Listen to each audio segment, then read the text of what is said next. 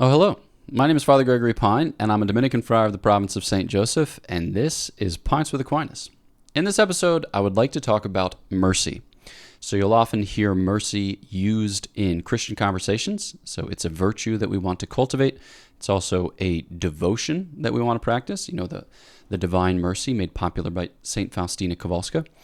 But then sometimes you'll hear it used or like lumped together with a kind of vague sentiment, or with the removal of negative emotional experience, or with, the kind of magical resolution of very difficult pastoral problems. And I don't think those are true, and as a result of which, I don't think they're helpful. So we're going to go ahead and distinguish what, real mercy is in fact, so that way we can cultivate the genuine virtue and welcome the divine gift. So here we go.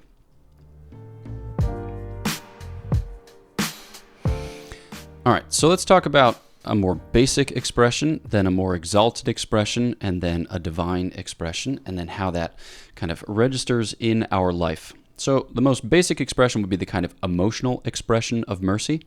So the word mercy, we take it from the Latin misericordia, which just means to be made miserable of heart.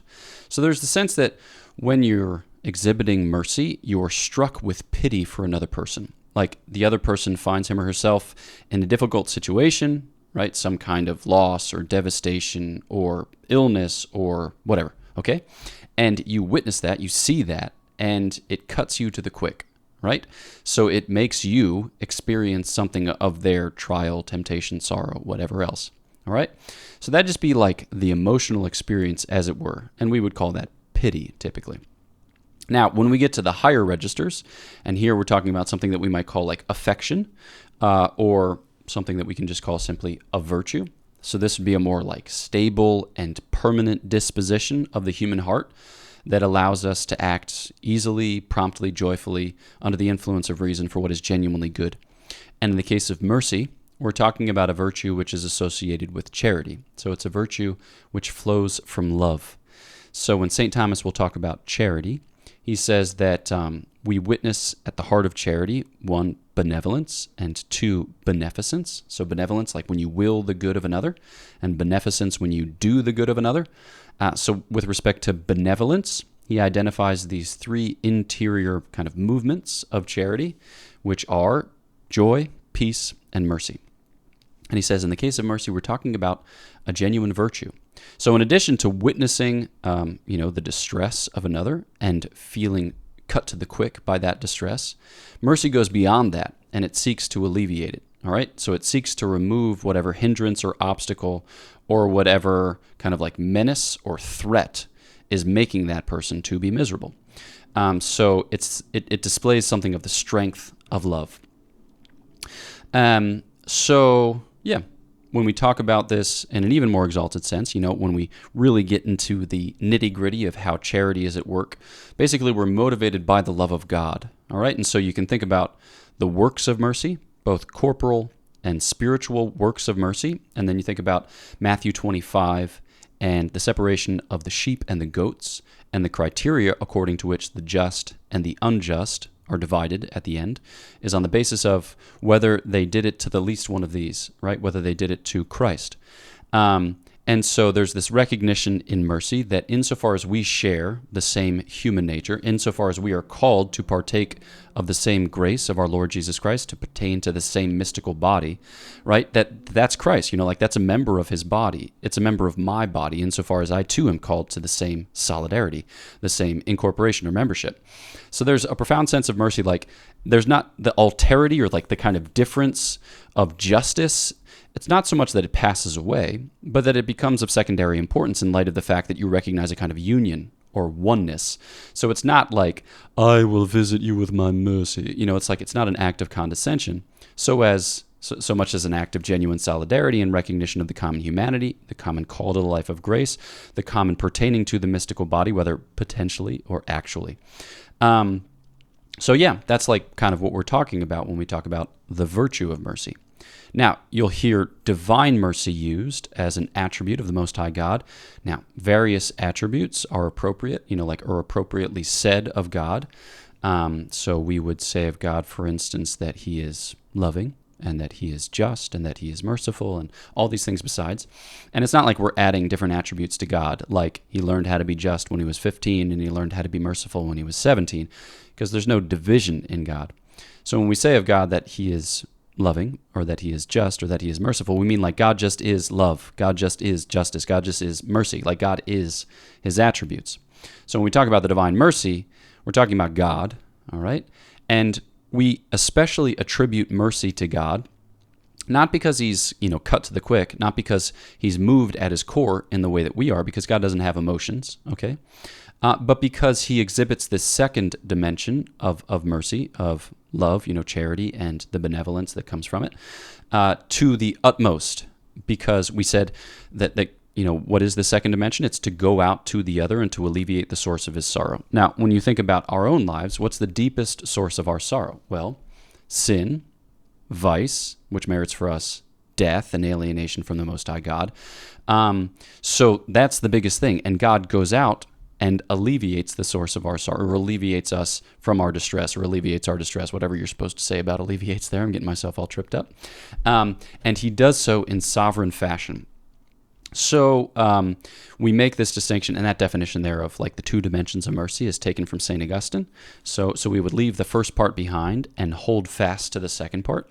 And so we say of God that he is most merciful, or that he is most to be identified with his mercy, because this mercy it's a fruit of his goodness, right? We would say of the good that good wants to kind of communicate itself to others or diffuse itself to others. There's a kind of generosity or ebullience at the heart of goodness.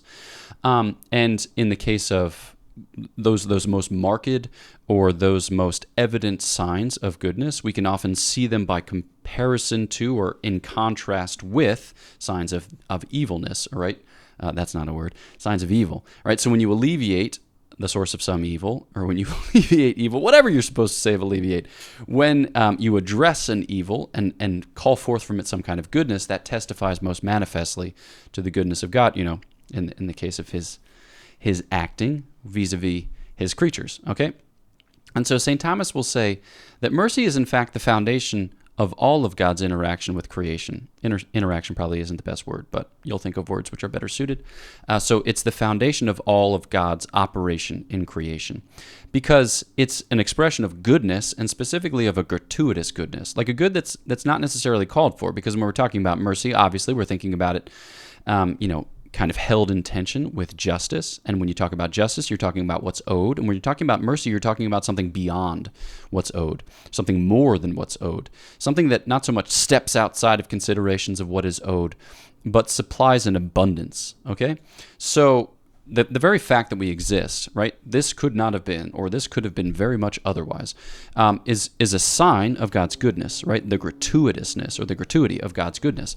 And so there's a mercy that kind of underwrites our experience of all of creation, because it need not have been, or it could have been wholly otherwise, and yet God saw fit to make it good, very good. So then, in light of this mercy, then we can talk about justice, insofar as God furnishes every rank of creation with all that it needs in order to live both in nature, or in our case, in angels' cases, supernature, which is to say the life of grace. So God is kind of just with respect to himself, right? So he's done this thing, and he honors his word by equipping us with everything that is necessary for the task, and then some. Because though we sinned and are justly left to our own devices, right, yet he proffers a new invitation to divine intimacy, to partaking in his life, which, obviously is the sending of his Son, our Lord Jesus Christ, who suffers, dies, and rises, so as to reconcile us to the Most High God, and to loose us from the debt of sin, vice, and the devil's bondage. So then, when we talk about Christ, we're talking about a kind of peculiar coming together of divine and human mercy. So Christ was kind of cut to the quick. He did experience this pity. And in the Gospels, we see him appealed to in just such a fashion. You can think here of the healing of blind Bartimaeus in the Gospel of Mark, and the way that it's recounted, like in the Gospel of Matthew with the healing of two blind men. They call out to him as Son of David, and they ask him to have pity on them. The word there is just the word that we use in the liturgy for mercy, right? And it's the root of the word for like almsgiving or alms deeds in Latin, eleemosuna. So like Kyrie eleison, like have mercy on us, all right? So they appeal to him as the son of David. They appeal to him in a certain sense in his humanity, but with the recognition of his messiahship. I don't know if they would have known that that meant that he was God, but the Gospel of Mark begins, chapter 1, verse 1, with the announcement of Jesus Christ, the Son of God. So they appeal to him and they ask for his mercy, and what they get is a divino-human mercy. So they see the divine exercise of power which underwrites his interaction with all of creation, but they see it in human form. They see it in a human face by virtue of a human interaction, because that's just what Christ's sacred humanity does, is that it's the instrument of his divinity, and as a result of which, it bears to us a divino-human efficacy, a divino-human mercy. So it's interesting that, like, God, strangely enough, in insisting upon a certain justice, right, in purchasing us back from the debt of sin and vice, and we can speak of a certain servitude to the devil, though that's more metaphorical than it is, strictly metaphysical. By insisting upon justice, by calling for the offering of sacrifice or the making of satisfaction in our Lord Jesus Christ, he manages to reveal a yet more copious mercy. Because what we see is not just the price paid. We see superabundant satisfaction. We see the price overpaid 1,000,000-fold. Because our Lord sheds, one drop of his blood is more than sufficient for our salvation. He sheds every drop of his blood, right? One moment in time is sufficient for our salvation, but he lives a whole series of moments in time so that he can show us this divino-human mercy, so that he can show us a yet deeper solidarity, a yet deeper pity wed to a yet deeper strength, which gives us a sure sign, right, manifest and communicable testimony of God's love for us so as to implicate us in that love, so as to reach out a hand and seize ours and take us into the life eternal by means of this mercy. So, there's no sense in double paying, triple paying, quadruple paying for a particular good. If you're like just going to the supermarket and grabbing whatever it is that you need, there's no sense in paying extra for it. But there is a sense in paying extra as a sign of love, as a token of, divino-human mercy, so that we, in witnessing this awesome event, might be led further up and further into the divine plan for us. Because ultimately, the way by which to beget love in us is to show us his love. When we see that we are lovable, we find ourselves capable of loving in return the one who has loved us with so great and ponderous a mercy.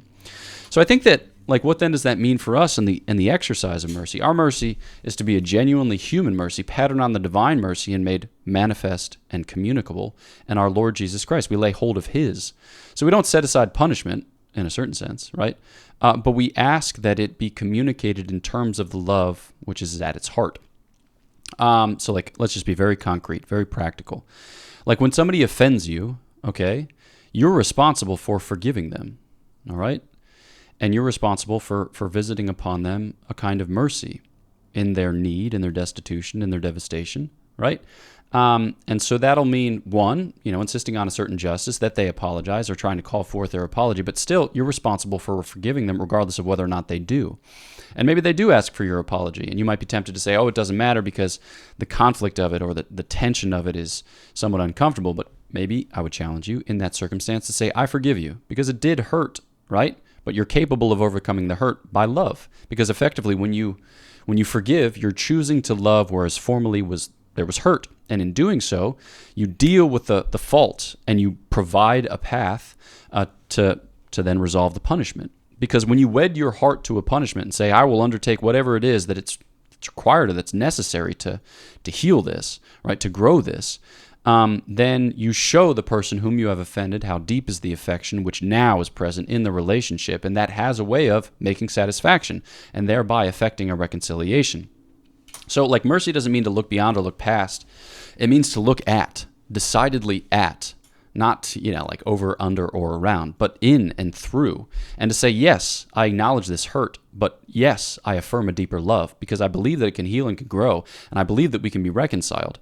And I believe that that is for the glory of God and the salvation of souls, not just like some, physical homeostasis or emotional equilibrium or psychological adjustment. It's something more, okay? Now, mind you, that doesn't mean that we necessarily expose ourselves to future trauma or abuse, right? It doesn't mean being silly or stupid or imprudent, right? So sometimes you have to distance yourself from an individual or distance yourself from a situation, but often enough, we're going to be let down We are going to be disappointed. We're going to be offended. We're potentially going to be wounded and weakened by these offenses. And it's often enough the case that we need to reconstitute that relationship, and to do so in love by the visiting of mercy, to see another in his sin, in his vice, in his offense, which is very personal, and to compassionate that, right? And then to act with strength so as to bring them back, which is wild. So, yes, that is what I wanted to say about mercy as an emotion and as a virtue, as a divine attribute, as something visited on us, or in us by our Lord Jesus Christ, and something that we are meant to practice in turn. And you can think here of the parable of the Good Samaritan. Who was the neighbor? It's the one who showed mercy. That's what it means to be in solidarity, to visit genuine mercy in our Lord Jesus Christ for his glory and our salvation. Okay, that is what I hope to share with you. A couple of things. This is Pints with Aquinas. For whatever reason, if you don't know that by this point, cheers. Go ahead and subscribe to the channel, push the bell, and get email updates when other videos come out. Also, if you haven't yet checked out Godsplaining, do so. We've got some sweet episodes on sweet things, and we had an episode maybe 5 months ago about mercy, specifically about St. Faustina, because Father Bonaventure is a big devotee. So if you want to learn more, do it. It'll be great. And then we got this Dominican Rosary pilgrimage coming up, which I think you might like. So September 30th in Washington, D.C. at the Basilica of the National Shrine of the Immaculate Conception. It's going to be like a day of recollection. I'm going to give 2 talks about the Blessed Virgin Mary and about the Most Holy Rosary. And then we're going to have time for adoration, book signing, confessions, like a kind of fervorina, which is a pump-up homily about the Rosary. A beautiful Rosary procession where we celebrate, we're going to say the 15 decades of the Rosary, and then a vigil mass preached by Father James Brent and celebrated by Father Paul Marriage. So it's going to be awesome. It's going to be quite the rodeo. So I hope to see you there. And let's go, as the youths of America say. So know my prayers for you. Please pray for me, and I'll look forward to chatting with you next time on Pints with Aquinas.